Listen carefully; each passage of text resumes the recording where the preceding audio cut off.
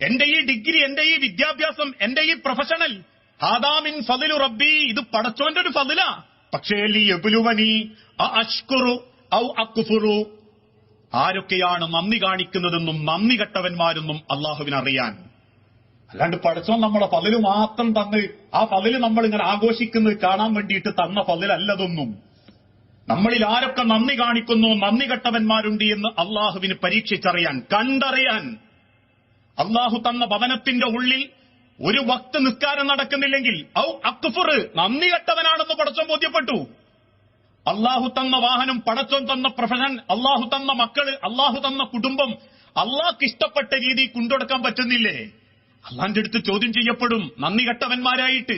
എന്നിട്ട് അള്ളാഹു പറയുന്നു വമൻ ശകറ ഫഇന്നമാ യശ്കുറു ലിനഫ്സിഹി, ആരെങ്കിലും നന്ദി കാണിച്ച അതിന്റെ ഗുണം അവൻ തന്നെയാണ്. നമ്മൾ മനസ്സറിഞ്ഞൊരു നന്ദി കാണിച്ച അതിന്റെ ഗുണം നമുക്ക്. വമൻ കഫറ ഫഇന്ന റബ്ബി ഗനിയ്യുൻ കരീം. എന്നിട്ട് അള്ളാഹുവിന്റെ ഭാഗം പറയാ, ഇനി നന്ദി കേട് നിങ്ങൾ കാണിച്ചു, നന്ദി കെട്ടവന്മാരായി നിങ്ങളെങ്കിൽ ഫഇന്ന റബ്ബി ഗനിയ്യുൻ, അള്ളാഹു പരിശുദ്ധനാട്ടോ. നിങ്ങൾ നന്ദി കെട്ടെന്ന് കരുതി, നിങ്ങൾ മോശമായി എന്ന് കരുതി പടച്ചോനൊരു ചുക്കും സംഭവിക്കാനില്ല. കാരണം കരീം, അവൻ മാന്യനാ, അവൻ മാന്യനാ. അല്ലാഹ് ചോദിക്കാതെ വാരിക്കോരി തന്നിട്ടുണ്ട്. അന്യായങ്ങളും അവിവേകങ്ങളും ചെയ്തിട്ടും അവൻ നിങ്ങളെ പരിപാലിക്കുന്നുണ്ട്. എത്രത്തോളം തോന്നിയാസം ചെയ്ത് കിടന്നുറങ്ങിയിട്ടും നേരം വെളുത്തിട്ട് ശ്വാസം പടച്ചോൻ തിരിച്ചരുന്നുണ്ട്. ഹക്കാണോ ബാത്തിലാണോ എന്ന് നോക്കാതെ വാരിത്തുന്ന് ഹറാമായത് സമ്പാദിച്ചിട്ടും പടച്ചോൻ അത് ദഹിപ്പിക്കുന്നുണ്ട്. മോശായ പലതും കണ്ടു കടന്നിട്ടും പിറ്റേന്ന് നേരം വെളുക്കുമ്പം കണ്ണിന്റെ കാഴ്ച അല്ലാഹ് തിരിച്ചെന്നിട്ടുണ്ട്. ആരാന്റെ കൊഞ്ചൽ കേൾക്കാനും ഭർത്താവിനെയും ഭാര്യനെയും വഞ്ചിച്ചു നടന്നിട്ടും പടച്ചോൻ എന്നെ അത് മൂടി വെച്ച് സഹായിച്ചിട്ടുണ്ട്. അതിന്റെ അർത്ഥം പടച്ചോൻ പൊട്ടനാന്നല്ല. ഫഇന്ന റബ്ബി ഗനിയ്യുൻ, അല്ലാഹ് പരിശുദ്ധിയുള്ളവനാ, കരീം മാന്യനുവാ. നന്ദി ചെയ്യുന്നവർക്കേ പടച്ചോൻ ആഖിറത്തിൽ വെളിച്ചം നൽകിയിട്ടുള്ളൂ.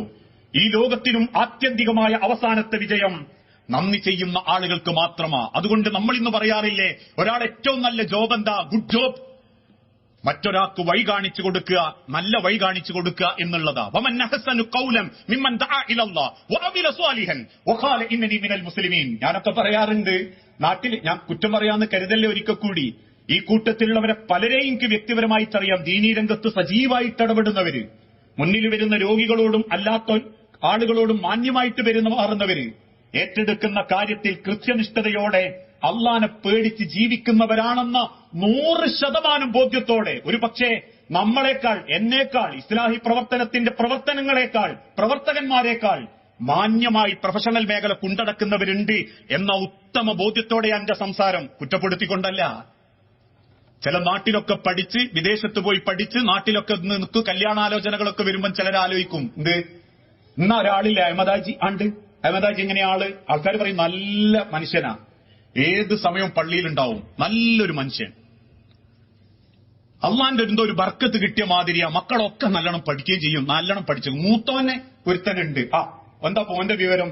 ഓൻ ഇങ്ങനെ പഠിക്കാൻ ഗൾഫിലൊക്കെ വിദേശത്ത് ഏതോ രാജ്യത്തൊക്കെ പോയിട്ടുണ്ട്, നല്ല വിദ്യാഭ്യാസം നേടിക്ക്, നാട്ടിൽ ഓൻ ഏതോ ഒരു ജോലിയും വലിയൊരു സ്ഥാപനത്ത് കിട്ടിയിട്ടുണ്ട്, ഏതോ ഒരു നല്ല ശമ്പളമുള്ള ഒരു ജോലിയും കിട്ടിയിട്ടുണ്ട്. പക്ഷെ ആളെങ്ങനെയാ? അപ്പൊ നാട്ടുകാരെന്നെ പറയും കുഴപ്പമൊന്നുമില്ല, നല്ല ഡീസന്റ് ചെറിയ ഓന്റെ ജോലി കൂലി, ഒഴിവുള്ള ഏതെങ്കിലും ദിവസങ്ങളൊക്കെ പള്ളി കാണാൻ, പെരുന്നാളിന് എന്തായാലും ഉണ്ടാവലുണ്ട്. എന്നിട്ട് പറയും ഓ നല്ല ചെറിയോനാട്ടോ, ഓനാ നല്ല. എന്നാരാ പറഞ്ഞത്? അള്ളാഹു പറഞ്ഞിട്ടില്ല. അള്ളാഹു പറഞ്ഞ നല്ലോനാരാന്നറിയോ? വമൻ അഹ്സനു ഖൗലൻ മിമ്മൻ ദഅ ഇലല്ലാഹ്.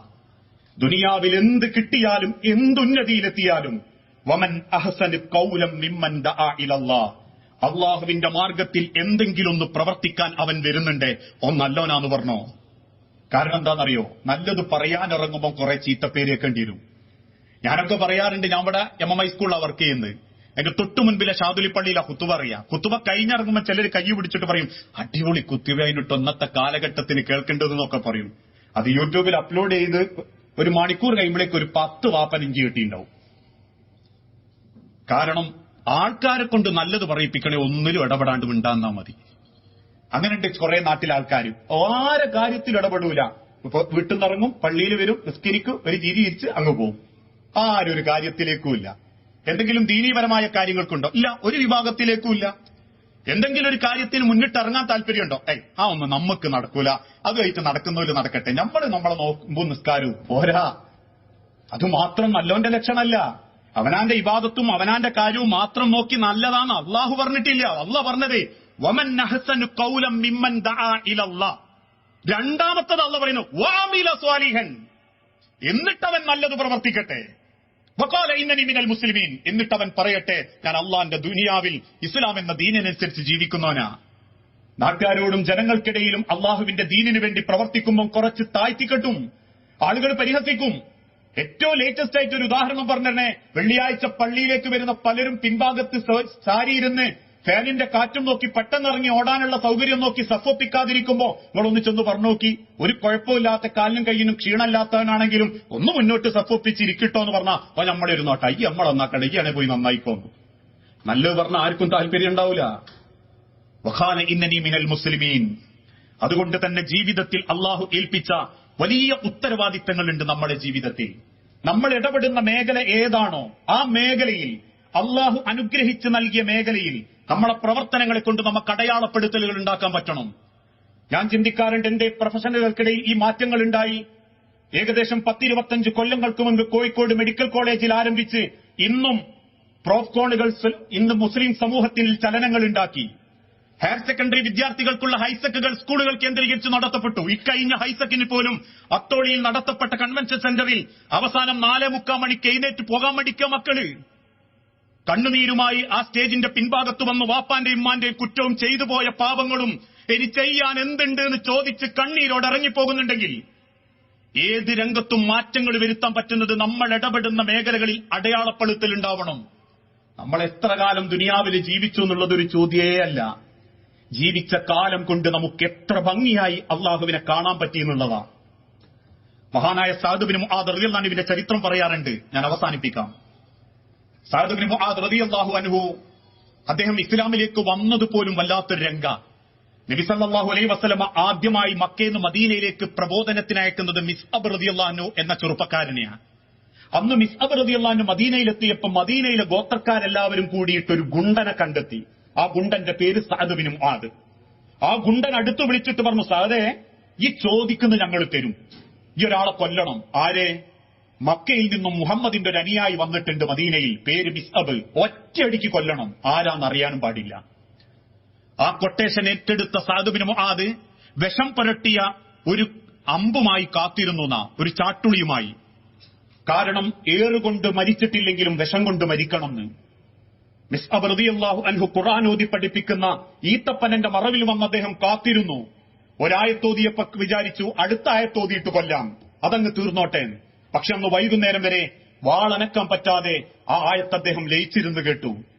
പിറ്റേ ദിവസം അദ്ദേഹം വന്നു കൊല്ലാൻ, അന്നും അദ്ദേഹം അതിൽ ലയിച്ചിരുന്നു. മൂന്നാമത്തെ ദിവസം തന്റെ കയ്യിലുള്ള കടാര മണലിലേക്ക് വലിച്ചെറിഞ്ഞ് മിസ്അബ് റളിയല്ലാഹു അൻഹുവിന്റെ മുൻപിൽ വന്നു നിന്നിട്ട് പറഞ്ഞു, മിസ്അബേ, ഇത്ര സന്തോഷാണ് അള്ളാഹുവിന്റെ ദീനെങ്കിൽ, ഇത്ര സമാധാനമാണ് റസൂലുള്ളാന്റെ വാക്കെങ്കിൽ, എനിക്ക് ആ റസൂലിനെ ഒന്ന് നേരിട്ട് കാണണം.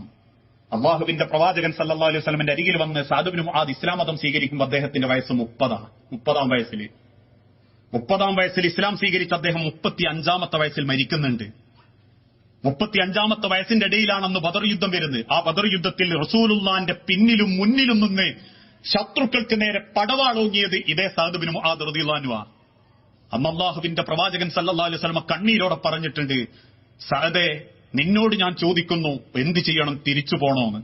ശത്രുക്കൾ ഇടിച്ചു കയറുന്ന കണ്ടപ്പം സഅദ് കൊല്ലപ്പെടുമെന്നുള്ള പേടിയിലാണ് റസൂലുള്ളാഹി ചോദ്യം ചോദിക്കുന്നത്. അതിന് സഅദ് ബിൻ മുആദ് തിരിച്ചു പറഞ്ഞൊരു വാക്കുണ്ട്, നബിയേ, എന്റെ കഴുത്തിന്റെ മുകളിലേക്ക് തല കണ്ടിട്ടില്ലെങ്കിൽ താങ്കൾ തിരിച്ചോടിക്കോ. ഈ തല കഴുത്തിന്റെ മേലെയുണ്ടെങ്കിൽ അതുള്ള സമയം വരെ നിങ്ങളെ ഞാൻ പൊന്നുപോലെ നോക്കും നബിയെ. സഅദ് ബിൻ മുആദ് 35-ാമത്തെ വയസ്സിൽ ഒരു യുദ്ധത്തിന്റെ ഇടയിൽ വയറിന് വെട്ടുകിട്ടി രക്തം വാർന്നു മരിക്കുക. ആ മരിച്ച സഅദ് ബിൻ മുആദിന്റെ മയ്യത്ത് മദീന പള്ളിന്റെ മുറ്റത്തിങ്ങനെ കിടത്തിയപ്പോ ഓടി വന്ന റസൂലുള്ളാഹി മയ്യത്തിന്റെ മുഖത്തിൽ ഒരു ഉമ്മ കൊടുത്തിട്ട് സഹാബത്തിനോട് പറഞ്ഞൊരു വാക്കുണ്ട്, എന്റെ സഅദിന്റെ മരണ വാർത്ത കേട്ട് റബ്ബിന്റെ സിംഹാസനം പോലും ഒന്ന് വിറച്ചുപോയി. ഒരു പ്രയോഗമാണ്. എന്നിട്ട് ആ മയ്യത്തെടുത്ത് 6 അടി മണ്ണിലേക്ക് വെച്ച് പിന്നീട് 3 പിടി മണ്ണ് വാരിയിട്ട് തസ്ബീത്ത് ചൊല്ലിക്കൊടുക്കുന്നതിന്റെ ഇടക്ക് പെട്ടെന്ന് ആകാശത്തേക്ക് നോക്കി റസൂൽ ഇങ്ങനെ ചിരിക്കും. അതുവരെ കരഞ്ഞ റസൂലുള്ള ചിരിക്കുന്നത് കണ്ടപ്പം സഹാബാക്കൾ ചോദിച്ചു, നബിയെ, ഇതുവരെ കരഞ്ഞ നിങ്ങൾ എന്തിനാ നബിയപ്പ ചിരിച്ച്? റസൂലുള്ളാഹി സ്വല്ലല്ലാഹു അലൈഹി വസല്ലം പറഞ്ഞു, ഏത് മനുഷ്യൻ മരിച്ച് കബറിൽ കൊണ്ടുവച്ചാലും ആ കബറിന്ന് പടച്ചോന്റെ അടുത്തേക്ക് കൊണ്ടുപോകാൻ അള്ളാഹ് മലക്കളെ നിശ്ചയിച്ചേൽപ്പിക്കും. ആ മലക്കുകളുടെ എണ്ണം തീരുമാനിക്കുന്നത് ജീവിച്ചിരിക്കുന്ന കാലത്ത് ആ മനുഷ്യൻ ചെയ്ത നല്ല കാര്യങ്ങളെ കൊണ്ടാ. ചിലർക്ക് 10 മലക്കേ ഉണ്ടാവും, കാരണം ഓൻ അത്രേ ചെയ്തിട്ടുണ്ടാവും. ചിലർക്ക് 100 ഉണ്ടാവും, ചിലർക്ക് 1000 ഉണ്ടാവും. എന്നിട്ട് ആ മയ്യത്തിലേക്ക് ചൂണ്ടി റസൂലുള്ളാഹ് കബറിലേക്ക് ചൂണ്ടിയിട്ട് പറഞ്ഞു, എന്റെ സഅദിനെ കബറിൽ വെച്ചപ്പോ ആ കബറിന്ന് പടച്ചോന്റെ അടുത്തേക്ക് കൊണ്ടുപോകാൻ അള്ളാഹ് നിശ്ചയിച്ച മലക്ക് എത്രയാണെന്നറിയോ സഹാബത്തെ? അള്ളാന്റെ സ്വർഗത്തിന് കാവല് നിൽക്കുന്ന 70,000 മലക്കുകൾ. 70,000 മലക്കുകളുടെ അകമ്പടിയോടെ പടച്ചോന്റെ അടുത്തേക്ക് സഅദ് പോകുന്നത് അള്ളാഹ് കാണിച്ചെന്നപ്പോ എനിക്ക് ചിരിക്കാനാ തോന്നിയത്. ഇതിലും വലിയൊരു ആദരവിന്റെ സഅദിന് പടച്ചോൻ കൊടുക്കാനില്ല. 5 കൊല്ലം, 30-ാം വയസ്സിൽ ഇസ്ലാം സ്വീകരിച്ചു, 35-ൽ ഷഹീദായി. 5 കൊല്ലം കൊണ്ട് 70,000 മലക്ക്. ഞാനും നിങ്ങളൊക്കെ എത്ര കൊല്ലായി?